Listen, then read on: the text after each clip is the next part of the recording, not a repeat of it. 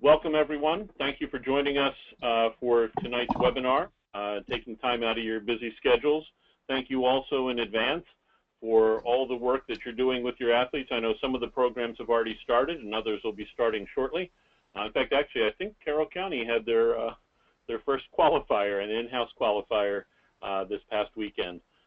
Thrilled to hear that. So thank you much. We'll try to keep this short. I should point out that tonight's webinar is about the season and the sport of kayaking. We will not be going into any significant details on the time trials or the finals. We have webinars set up for those later, other than touching on some rules and rule adaptations that will be in place so you can properly train your athletes for that. So I want to thank also on the phone with us tonight and the webinar, we have Jack Brosius, who is our kayaking director. I think most of you, if you've been a coach, unless this is your very first year, if you've been a coach with kayaking, you all have met Jack. We are so indebted to this man. He just does an incredible job and has really made our kayaking program the success that it is.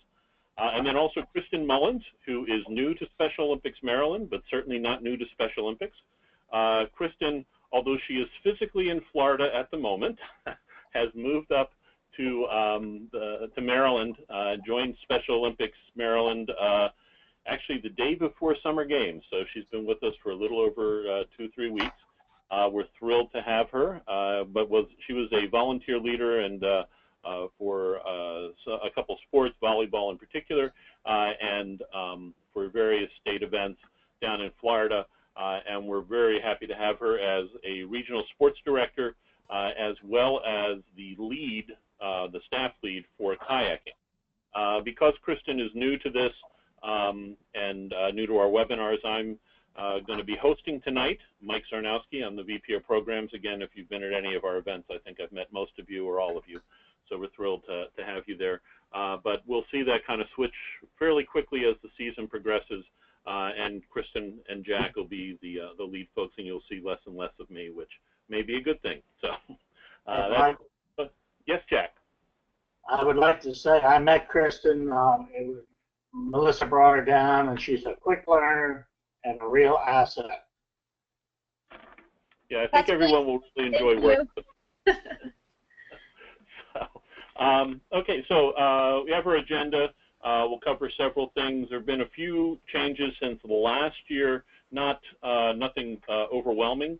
The big opportunity tonight, in addition to just some friendly reminders and such, is your opportunity to ask questions here early in the season. Now, you'll notice that in fact, I'm sure we changed the how our webinars operate since last year's kayaking webinar.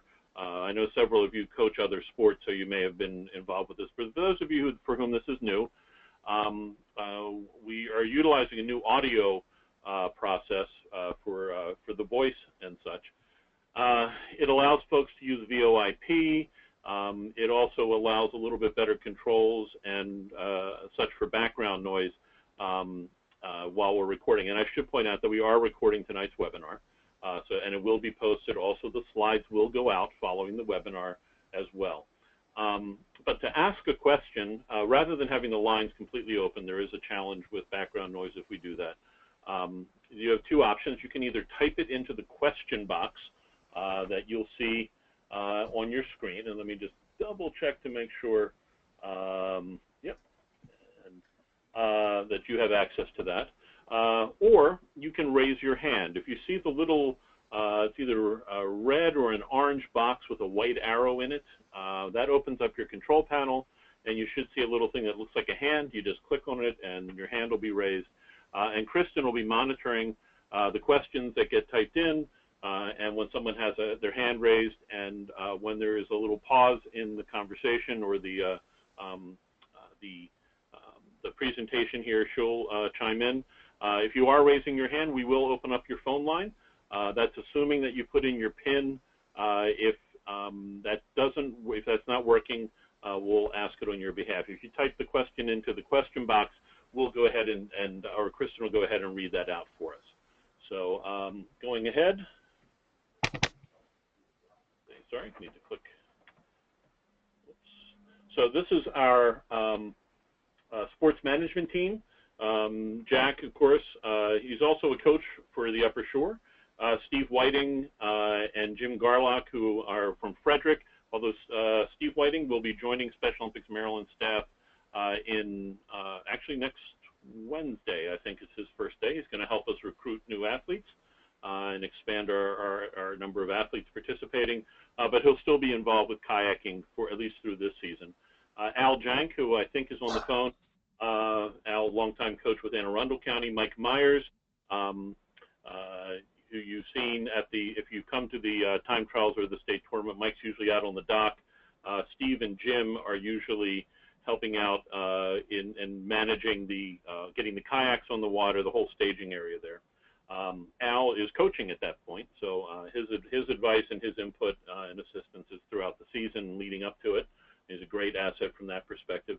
And then Erica Wheeler, who's an athlete from Carroll County, although I believe she may be participating in the Frederick County program. She does different programs for different sports, and also she would be competing at the events, but provides great advice and input from an athlete perspective. Some general reminders on paperwork. This should not be new to anyone, but as a reminder, no athlete or volunteer, this may be the one slide I read to you verbatim, no athlete or volunteer may participate in any way, in any manner, in a Special Olympics Maryland program without a valid and current medical form or volunteer application, and there are absolutely no exceptions to this policy. That should not be news to anybody. You should be, if your program has not started yet, or even if it has, you should have already then contacted whoever from your area is in charge of your medicals and your volunteer applications. You should know who they are. It varies area to area, of course, and make sure of the status of everyone's medical and the status of every volunteer's forms. They need to be renewed every 3 years. You should already be in contact with that individual. If your program hasn't started, you can at least check on those who participated last year, who you assume or you believe are coming back, and make sure. Yes, Jack. I have a question on the volunteer thing. I have walk-ins come in. You know, I do twice a week, and I have walk-ins come in and offer to help maybe once or twice, and then I don't see them again or whatever. Do they have to fill out a form? Yeah, they would. There's a, if they're just helping out with timing, that type of thing, yeah, basically they would need to fill one out, and yeah, we can talk offline in some of the details. Or if they're literally just coming there to use a stopwatch, there's a slightly simpler form, and they're only coming once or maybe twice. There's what we call an event day form, but that's not typical for a training program. Okay. And as I noted there, you should already be in contact with your area leadership. Again, check in the advance of the season. As we'll see on the next slide with the registration process, someone from your area leadership is going to handle registering, well, entering the information to register your athletes for as training and also for competition. All the registration is done online, electronically, and there's a person or persons in your area who has that responsibility. Talk to them now if you haven't already. When we look at the deadlines in a moment of when things need to be in, those are the actual deadlines, not when you need to get this information to this person to get it in. And you can arrange with them. They may need it a week in advance of that deadline. They may only need it a couple of days. They may need it longer in advance of that deadline because of, you know, they may be away on vacation. There may be other things that are conflicting with that. But the important thing is talk to them now, find out when they need it, and make all those arrangements.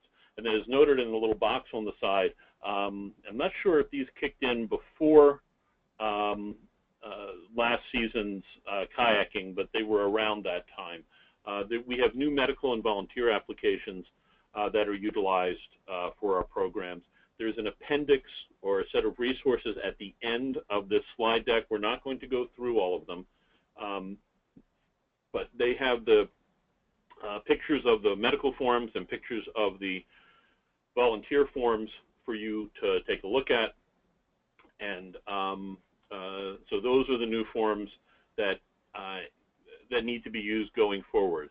No, not your athletes and your volunteers do not need to all get new forms. If their current form is still valid through the season, then they're fine. But if they need a new one, or they're a new athlete and they need to start out with Special Olympics Maryland, they would need to utilize the new form. Again, these have been in place for almost a year now, and folks should be used to them. For the volunteer form, well, one of the nice things for both of them is the signature for the athlete or the volunteer. Instead of signing 3 times, they only have to sign once, which can be a bit of a help. So, so with that, there are 3 distinct deadlines that you need to be aware of. Don't want to belabor them. This hasn't changed. Only the dates have changed from previous years, but the concept, the basic schedule is the same. We have our training registration deadline. That's the date by which everybody participating in your program, athletes, partners, coaches, volunteers, etc., need to be listed as in our GMS, and GMS is our games management system. It's our it's the software, it's the database into which your the person from your area will key that in. They all need to be entered by that date. You certainly can, if your county allows it, you can certainly add athletes or other volunteers after that date, but they would not be eligible for the state competition. They would need to be registered by then. And when they start, they would need to have their medical and or their volunteer app completed. Now, we know that you will get some medical forms and volunteer applications and such on your first few practices, and it takes a little bit of time to get them from your hands into the person who's going to submit them to headquarters. So we give you a few days by which to turn in any outstanding forms. That's due by July 21st, as you can see on the screen. By that date, we need to have at Special Olympics Maryland headquarters medical form for each athlete in your program, and the medical form needs to be valid through the state competition. We can't have forms expiring in mid-competition, or mid-season rather. So they need to be valid through August 26th. For every coach, partner, and volunteer, they must have both a volunteer application and a protective behavior certification that's valid through August 26th as well. We'll have a slide on the protective behaviors in just a minute. For all coaches, this is all coaches, head coaches, assistant coaches, etc., they need to have a Special Olympics concussion certification. We're in pretty good shape with that, but there may be some that are coming up for renewal. But that was a new thing that was added by Special Olympics International a few years ago. And then finally, all head coaches must have their sport-specific certification for their sport completed and submitted by that date, valid through the August 26th. Then finally, the competition registration deadline is August 3rd. That's the date by which your athletes' entries or your doubles team, your doubles pairs, whether they're traditional doubles or unified doubles, need to be entered into GMS with their events. So we'll take the stuff that's in registration, we'll do what we call advancing them. We'll basically copy them into the kayaking competition.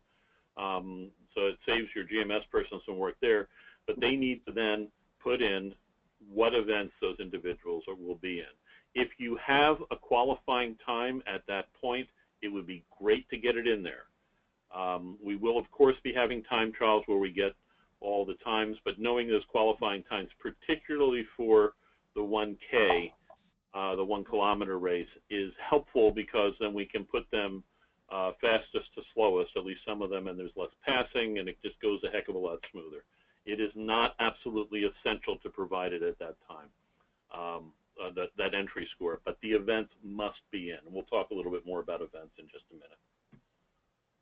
Again, the coach requirements, as a reminder, this is just a summary slide of things that I've just said, but they need their Class A or their volunteer application, and then we'll do the background screening for that, the protective behavior screening, concussion training, and then if they're a head coach, they need to have their coach sport certification. and that all needs to be valid, that all is valid for 3 years. Again, keep in mind that protected behaviors is for every non-athlete, so every unified partner and coach and volunteer and so on, they all need the protected behavior screening. There seems to be some confusion at times on that. For the protected behaviors, it's relatively quick. There's a brief quiz online. You can see the link there. Again, you will, for those anybody who's joined us late, as I said at the very beginning, you'll get these slides, so you'll have these links. These are live links.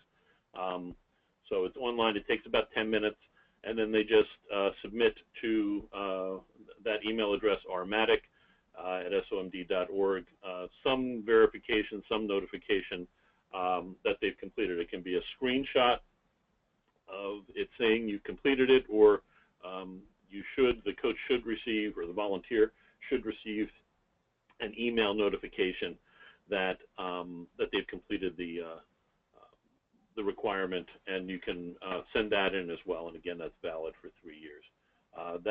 This is absolutely a requirement, and we have unfortunately had to eliminate some people from events over the past several months because they did not get their protected behaviors taken care of. Concussion, again, this should be nothing new. This has been around for a bit, but there's 2 different courses. One, which is the one we recommend, is from the CDC, the Centers for Disease Control. It's their course. It takes about 30 minutes to do it. It's interesting. It's very video-based. There's a link there. There is also a course from the National Federation of High School Sports. That's about 15 minutes longer. We generally recommend the CDC course, first because it's a little bit shorter. It's easier to do in the sense of for the NFHS course, you actually have to buy it for no dollars. Both of these are free. You have to go through a shopping cart and so on down the line. Even though it's not costing any money, it's a little bit more hassle. But you're free to do whichever you wish. So anyhow, we cannot currently approve any additional courses. So these are the only 2 that are permitted. And again, we recommend the CDC course. And then send your coach, your PDF that you get from the certificate or from the course to coaches@somd.org. So diving into kayaking, a couple things here. These are the events that we have. We are very proud that Maryland may be the only one who is offering a 1-kilometer race.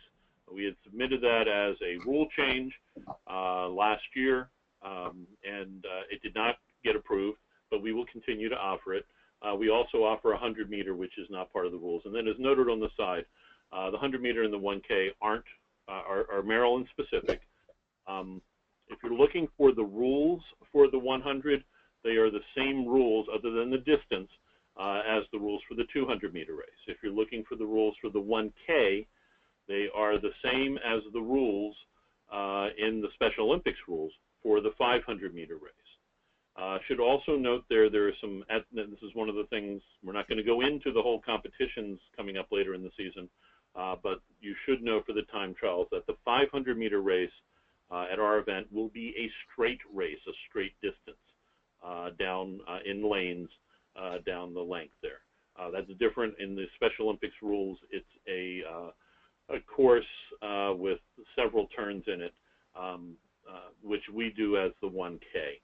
Also, divisioning will not be based on the type of kayak used, and these are not different from anything we've done before. I just felt we should probably make the point of some of the differences that we have.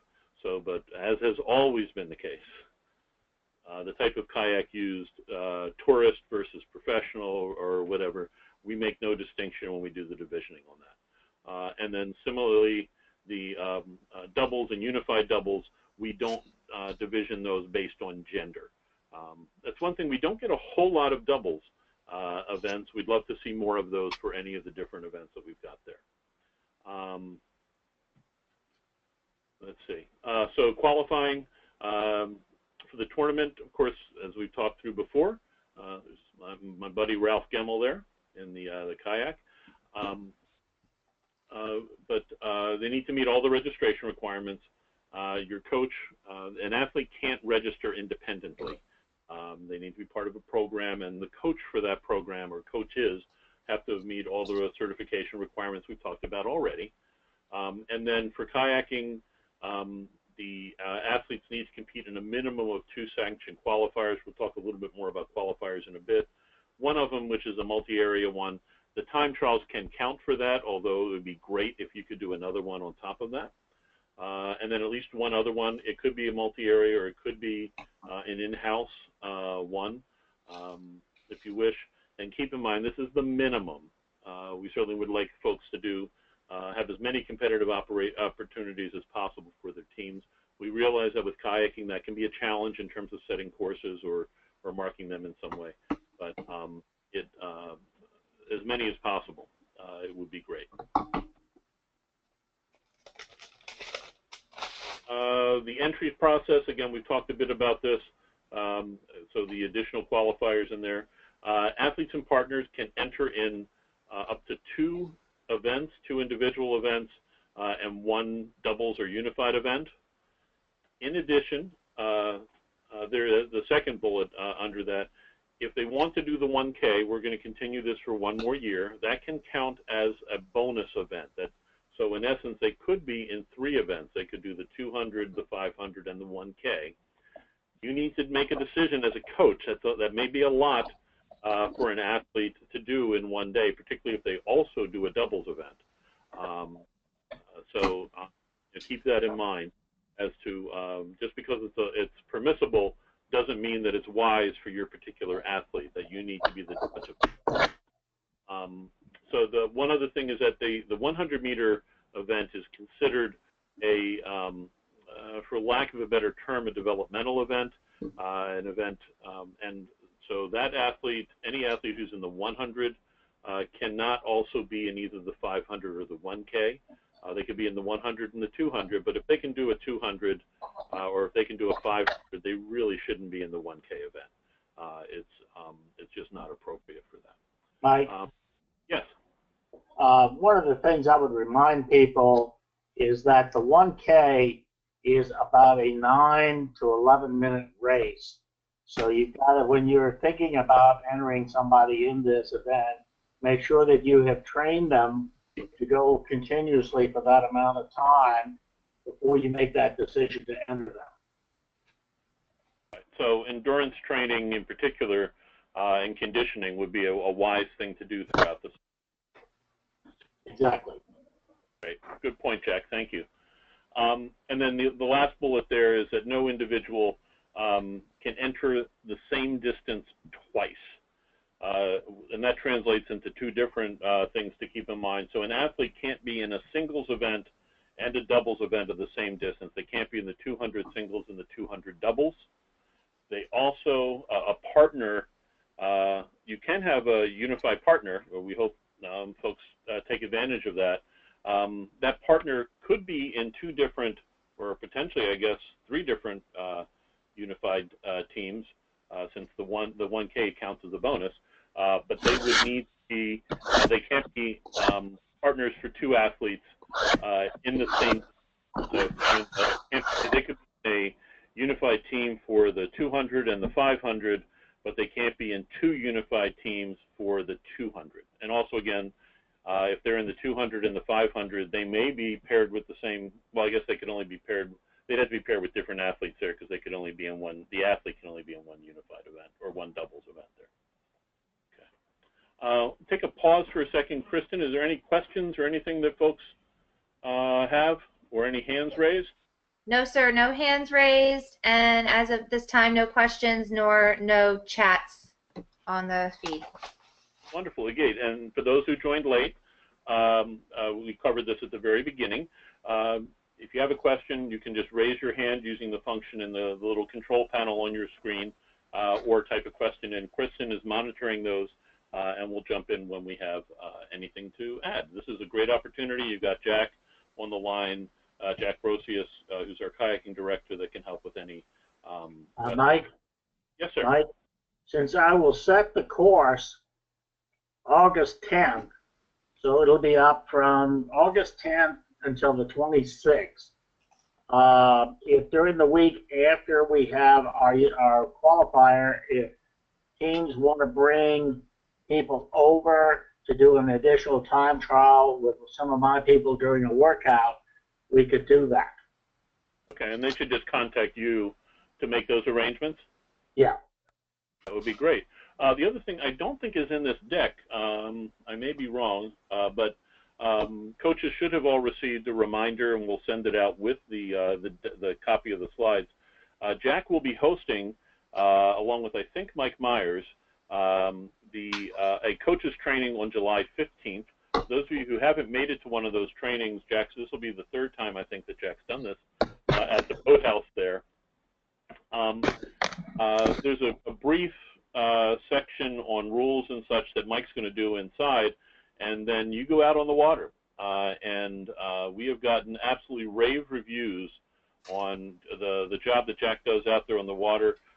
You learn to be a better coach with his pointers on technique.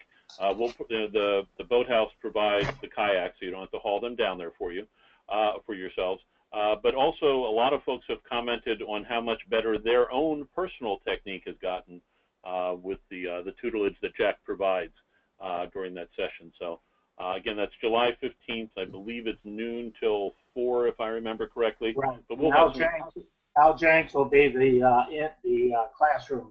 Oh, Al. Okay, I'm sorry. I thought it was Mike. That's great. Al it will be excellent as well. So, yeah, we're looking forward to there. Unfortunately, I've got a meeting with all of our area directors that day, so I won't be able to be down there. But we'll look forward to having a great thing. I would recommend, even if you've been down there before and you don't need to renew your coach's certification, it's a great opportunity. And also, you can see the facility again. The courses won't be laid out, but you can get a sense of it, and yeah, it's just a beautiful place. So anyway, moving along. Just a sec. So some rules reminders. You see a copy of the rules there. We'll send a copy out as well with the rules, with the slide deck. But the new rules were issued in June of 2016 for virtually every sport in Special Olympics. They come out every 2 years. There'll be another batch that'll come out in 2018. We've gone through. There's no what I would call substantive content changes to the rules. They did, when you go to the site that's listed there, you can download the rules themselves, but also a set of rule changes. And the rules themselves are 9 pages. The list of rule changes for kayaking are 10 pages. But I think they put every formatting thing in there that they did as a rule change, which they didn't do for any of the other sports. But that said, again, we've gone through it. There does not seem to be any significant or substantive changes, but there is a fair amount of wording and reformatting and such. You, as a coach, are responsible for knowing those rules. Highly recommend, again, we'll send a copy, a PDF of that out with the slides that'll go out to everybody who's on the call, as well as all kayaking coaches from last year and any who have been registered already. But definitely read through it, and that would be a great help to you. And you've got the links there as well. Yes?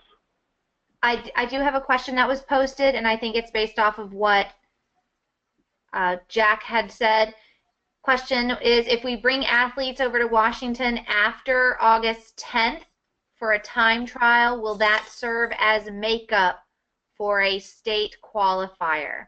So once the lanes have been set up after August 10th, can it serve as a makeup for the state qualifier?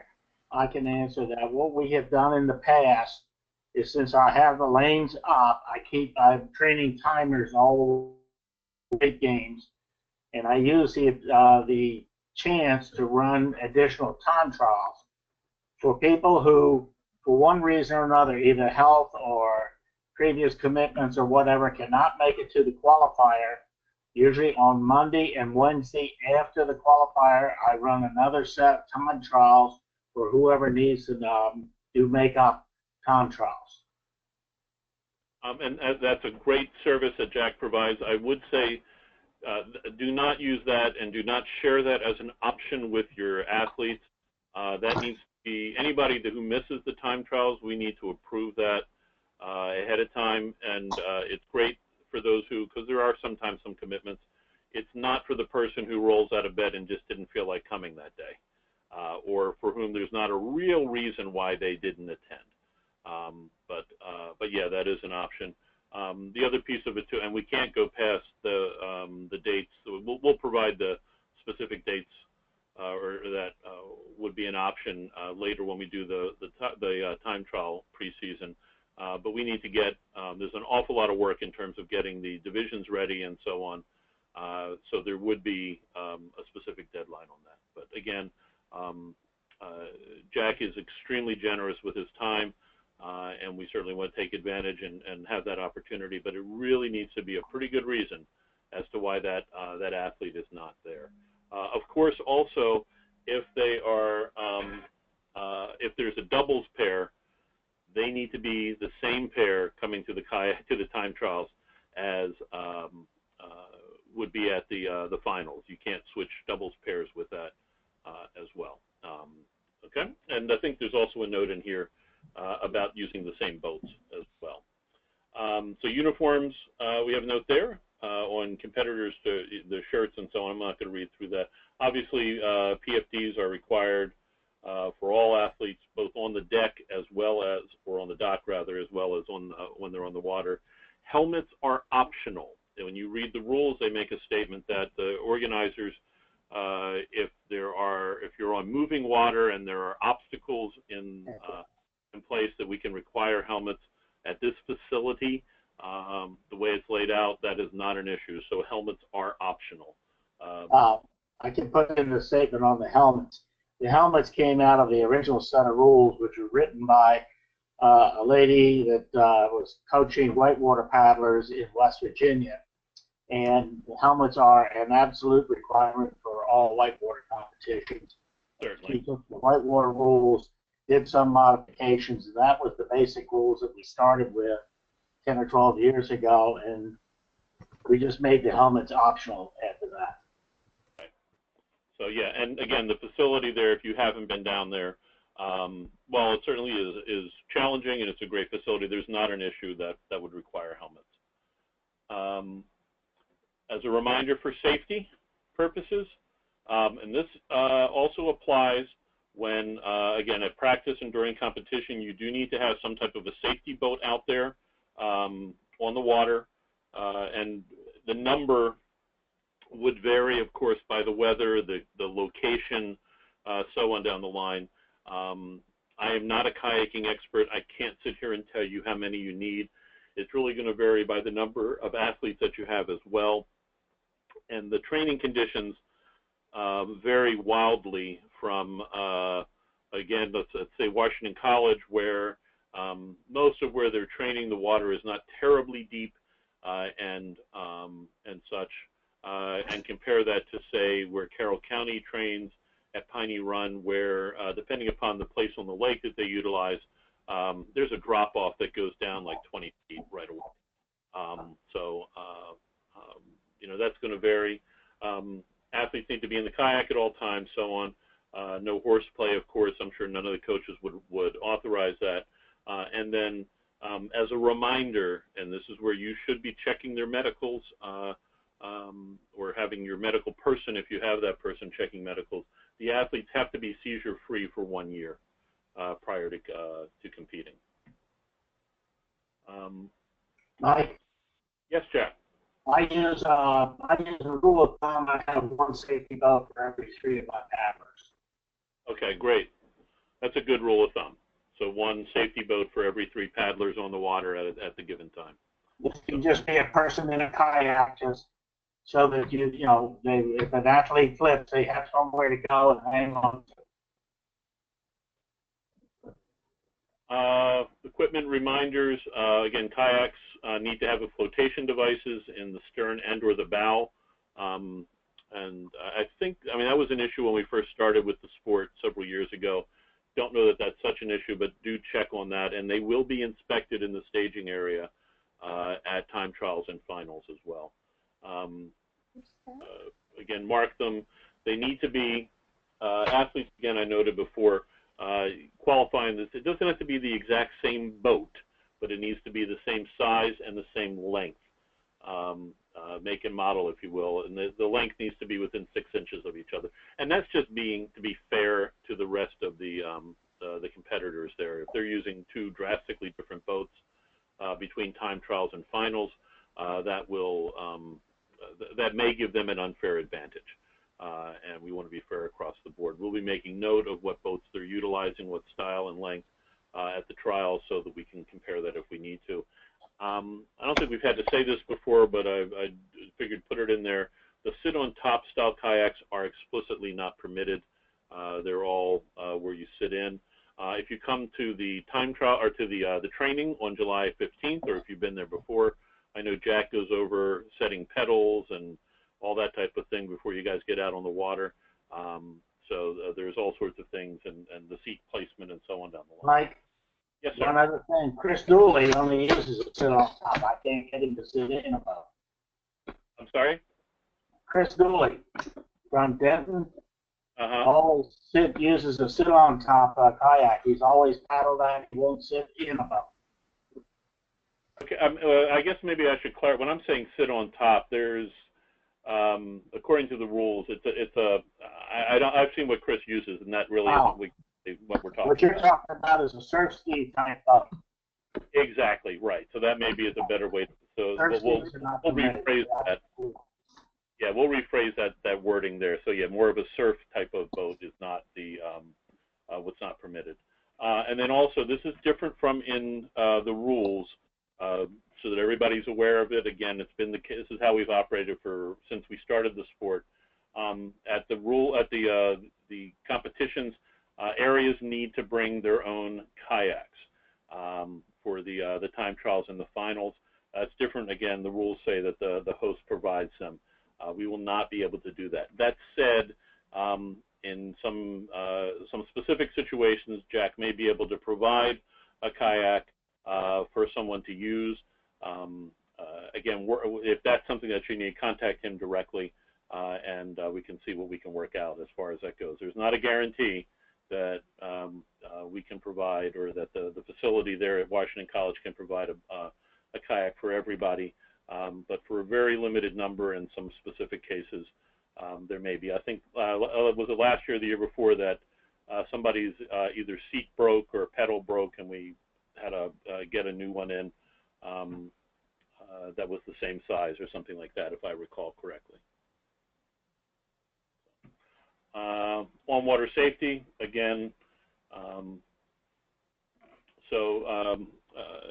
at the time trials and competition, and actually according to the rules, in most cases the boats at the start line are going to be held. There'll be a held start from the dock at Washington College, or a pontoon, or whatever for other facilities that you may be utilizing. That said, athletes should be trained to maneuver their boat to the start line. We can provide some assistance potentially, but they should know how to do that, and that means, some turning, a little bit of spinning on the axis of the boat, and so on down the line. Coaches won't be on the water, and again, they must be in the kayak at all times, unless they flip and are working to get back in, of course, within the race. We'll touch on that in a minute. So all races will start with the athlete ready, and then an air horn will be sounded. For hearing impaired, we'll have a flag that drops, and then a red flag will be noted for an infraction. We should note, I don't know whether this matters much to coaches, but Jack, you want to mention about the additional lane? I was going to bring that up. This year, we're going to have 4 lanes instead of 3. The lanes will start out about 5 feet narrower at the start, but that's not a problem since we're doing held starts. And by the time they have paddled out maybe 6 or 8 strokes, the lanes will widen out to their regulation lane width. But because of the My dock itself is only 108 feet long, and in order to do 4 full lanes with held starts, I need 118, and I don't have 118 feet. And then, of course, for the 1K, that would be a staggered start. So the 1K will start for this year. What we'll do is start at the I think we did it last year too, at the starter's dock. Correct. Off right. The It end was of right the over starter's there. dock, and we go down around and then come up and finish off the end of the big pier. Yeah. In fact, I think we have a picture of something close to that in a bit. Yes. Again, coaching, there's no coaching from the shoreline. That includes family members, spectators, and such. And what we mean by coaching is any instruction to the kayaker. Certainly cheering and encouragement, those are all appropriate, or, go fast, way to go, you're looking good, those are all fine. Anything related to, paddle harder or, set your pace, those are all inappropriate and could potentially cause the athlete to get disqualified. And then, Jack, you want to touch on... Distraction. I'm sorry? It's more of a distraction. My experience of racing is that all you hear is a noise. You don't really hear anything. Right, yeah, and they are somewhat further away, but please just instruct your family members on that. And then, Jack, you want to touch on what happens when a kayaker falls out of their kayak? They can, if you got it, most of these now have float chambers in them, so not much water gets in. An athlete can climb back in unassisted. If they climb right the kayak, climb back in unassisted, and then paddle, they're fine. If anybody outside that athlete get back in the boat, then he's automatically out. He's finished. Thanks. And then for the straight event, so the athlete they need to stay in their lanes. And again, for those of you who have not been, who are new coaches and maybe have not been down to the competition for the time trials and for the excuse me, the championship, the lanes are marked by buoys. Jack has submerged lines that hold the buoys in place, the little round ones. There's a picture and a couple slides that you can see that. Jack, the buoys are what, maybe 20 meters apart, something like that? Yes. Okay. We were 10 meters apart. Now we're 20 meters apart, and it works out just fine. Right. So, and as they're looking down there, I mean, they'll see their straight line going down. But they need to stay in their lane. If they go outside of their lane, there's a 5-second penalty. And they need to complete the race in their assigned lane. If they finish outside of their own lane, so they can go out of the lane and they can come back in, they can still continue and finish the race. If they finish outside of their lane, they're disqualified. Also, if they cross and go into another lane and impede another athlete, it's not an automatic DQ. It requires the other coach, the coach of the other athlete, to file a protest on that. I'm not going to sit here and tell you need to do that, and we're not necessarily looking at, everybody that getting the gold medal is the most important thing. But you as a coach need to protect the interests of your athletes.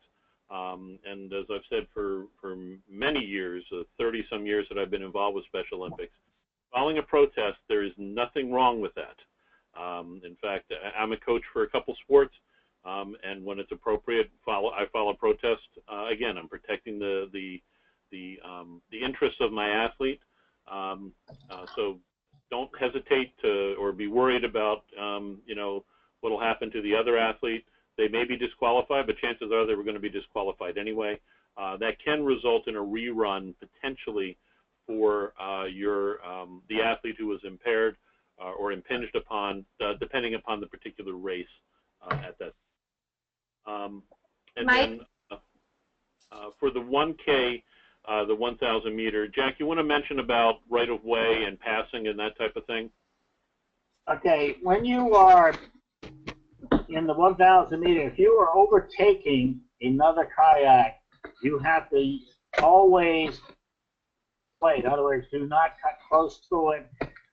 Do not cut inside the turn if you are not, if the bow of that kayak is not past the cockpit, then you cannot turn and cut that kayak, cut it short. If you're coming around the outside of it, want to cut short, you can't do that. You've got to give it the right of way to make its turn.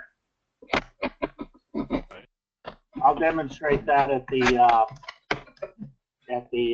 class, at the course. Right. And that's also why, as I mentioned a bit ago towards the beginning when we were talking about entries, if you have a time particularly for the 1K, but for the other races as well. But it can be helpful because we will, for those athletes for whom we have times, we will utilize them to have the fastest kayaker go first, and then one down. And then, of course, at the actual at the finals, they will be division based on that.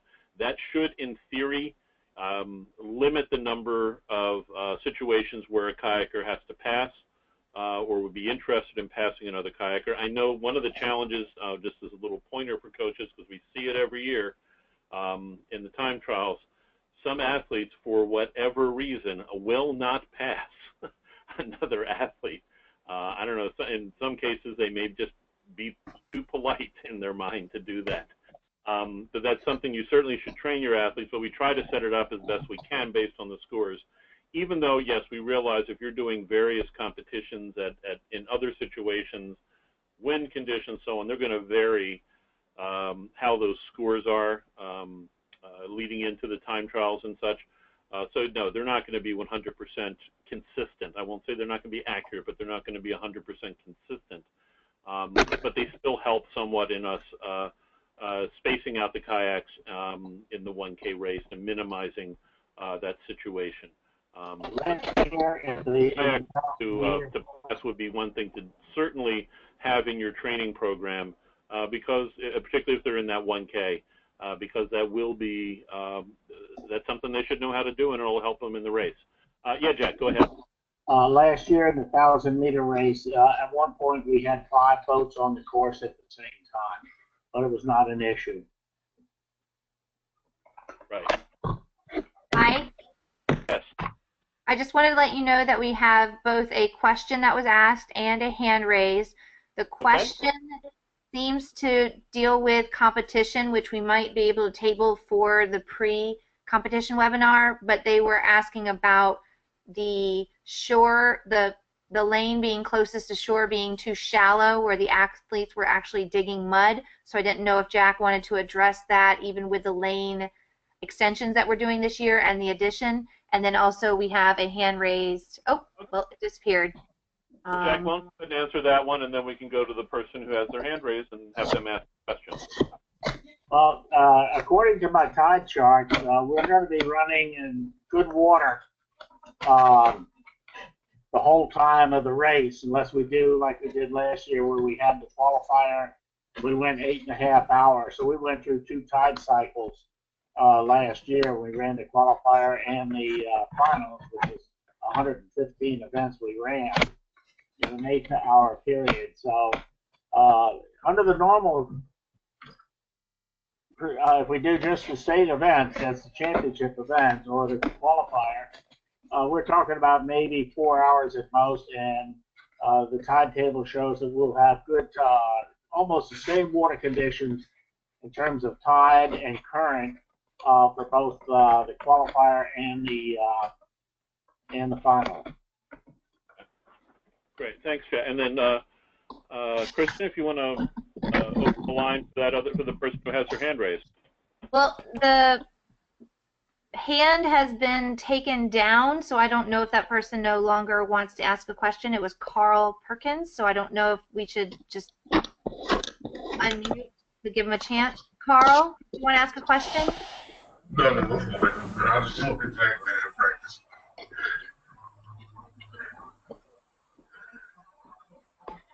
I'm sorry, could you repeat that, Carl? I said I'm fine. I'm just hoping Jack. Okay, great. Thank you. Okay. Moving on. We're close to the finish here. Qualifiers, again, we've touched on them. In order to count as a qualifier, they have to emulate the state level competition as far from a sports competition perspective. That means for the sport aspects of it, you don't have to have an opening ceremony. You don't have to do awards. You don't have to do any of that as part of a qualifier. But you must follow the Special Olympics and national governing body rules, including there are some very specific safety rules for kayaking competitions that you have to adhere to. So any host, even for an in-house qualifier, you need to adhere to those rules. Please look over those. Again, they're very specific in the rules. Need to have trained or certified officials and judges.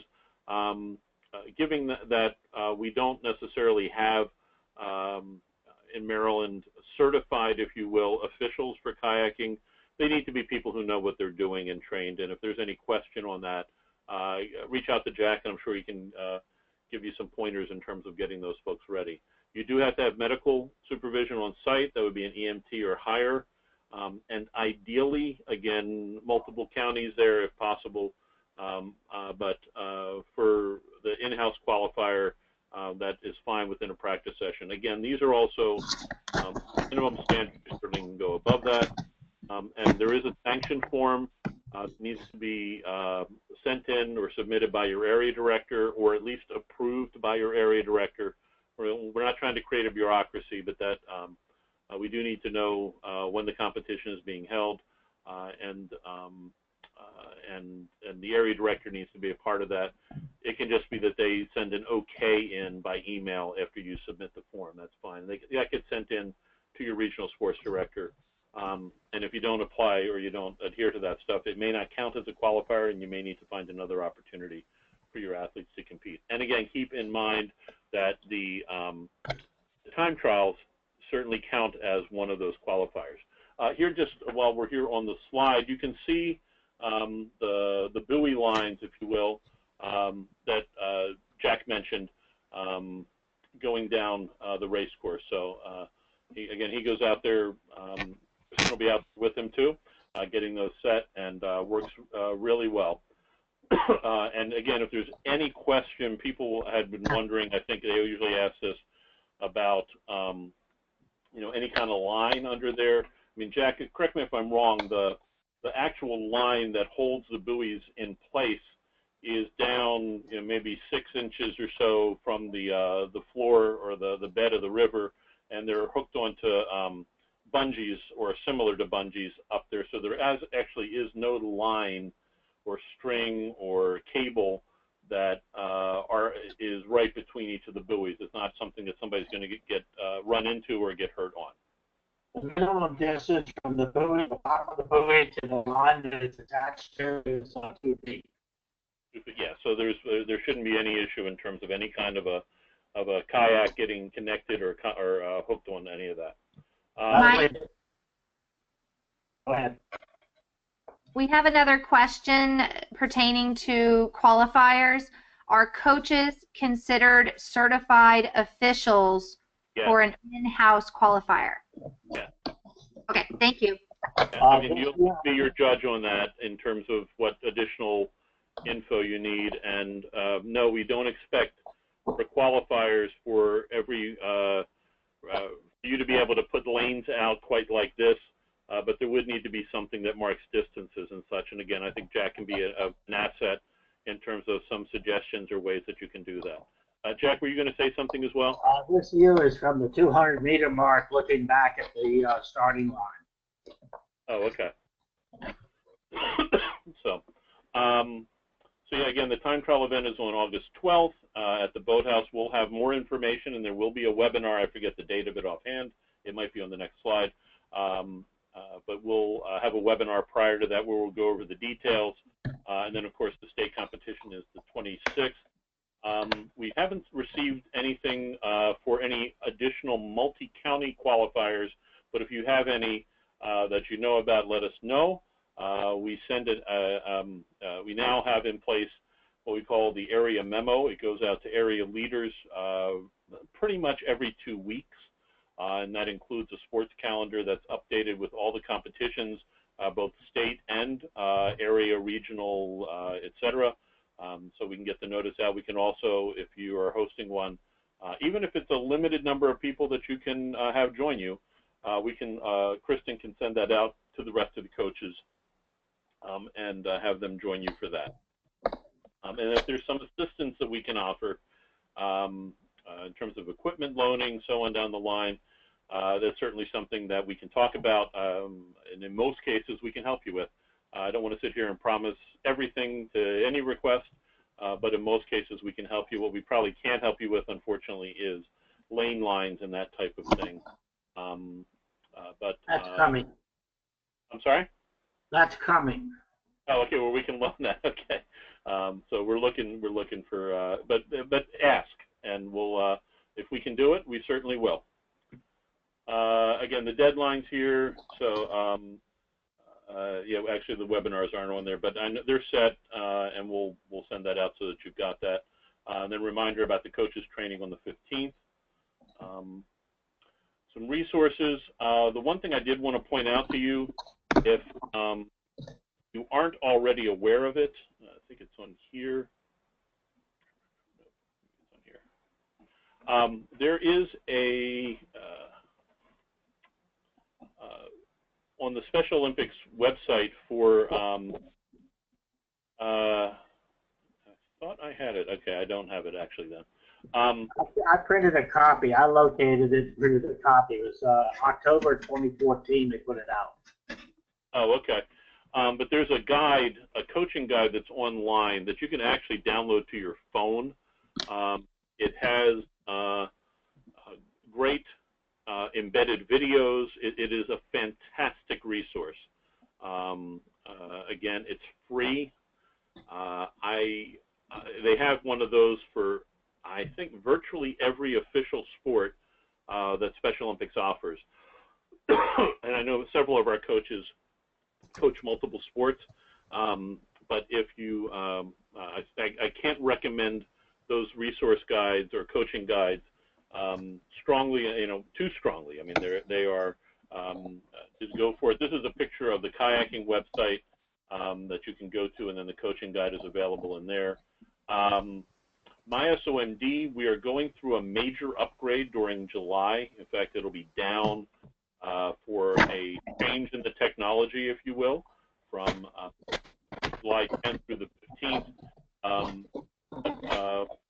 We have different things that are posted there. We'll also have these slides, the link to the recording, and so on there. We'll also send that out to folks as well. And then here are your regional sport directors, their contact information and such, depending upon your county. In addition to Kristen being brand new with us, we also have a new person for the Eastern Shore in Anne Arundel County and up into Cecil and Harford counties. That's Kendall Zeswitz, who joined us. She's been here just about a month, so just a little bit longer than Kristen. She has some experience as well, having worked with Arizona Special Olympics. And I'm not going to go through these slides, but I want to make sure that you're aware that they're there. Following, at the end of the slide presentation, there's a section on registration forms and procedures, has copies of the medical forms, so on down the line. So that said, if there are any additional questions or folks that, again, you can raise your hand or key them in. Kristen, anything from our folks? Just a statement that Alan Jank stated that on July 22nd there will be an Anne Arundel County qualifier. There's very limited space, maybe 4 athletes or less. Okay. So please contact him if that is something you and your team might be interested in, or an athlete. What I can do is also make sure I relay that on our next communication. And for those coaches who we know have registered already for this year and are back, we can also send contact information out to the rest of the coaches so that you can connect them. Mike? Yes, sir. I am putting together a suggested training regimen for a season, and I will send a copy to you, and if people want it, they can then contact me and I can email it to them. That's great. Okay. Okay. So if The there are problem, no other, I'm sorry. Go ahead. the problem with the guide is that it's written for more advanced paddlers than what most of us are dealing with. I'm probably the only one around in the country other than Lake Lanier that runs more than one workout a week. Right. Yeah. Yeah. I mean, certainly the guide is looking for, or that Special Olympics provides is for the highest skill, but I think and coaches can adapt it to meet their athletes' needs. But Jack, that's a great resource in terms of the training regimen. That would be very helpful, I know, to most coaches, and thank you for that. So if there are no other questions, just two reminders. If you haven't already done so, check with whoever in your area is handling your medicals and your GMS submission and your volunteer forms, and make sure you, A, know who does and does not have their forms and needs to get in. So because if they don't have their forms, they can't participate. And B, so that you know when you need to submit to them the information so that your folks can be properly registered for the training registration deadline and the competition registration deadline. And then also, if you're available, we'll have additional information out again. I think it's already gone out once, at least once, but the live coaches training on July 15th. That said, looking forward to seeing you all throughout the season, and definitely on the 12th for the time trials. And thank you much. Thanks for everything you've done all year. Any final words, Jack or Kristen? No, that's it. If somebody needs or wants me to come to their venue and work with them a Saturday, I can do that.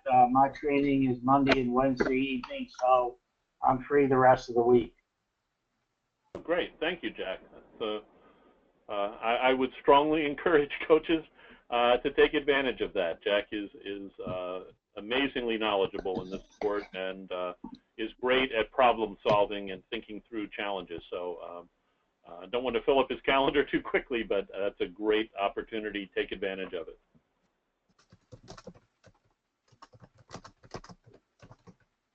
Kristen, any final words? I just had another comment to please send the training guide that Jack is talking about. Wasn't sure if we wanted to have that available via email or at the coaches training on Saturday the 15th. I will finish it up tomorrow or Saturday, and I will have it available to email to any coach that asks me for it. You got it. Go ahead. We can go ahead and push it out to everybody. And you can put my email address out there out there for people to find it and ask me for it, and I'll put it out to you. That would be great. Thank you. Okay. Well, thank you again, and everyone have a great rest of your evening. We'll see you out on the water. Thanks.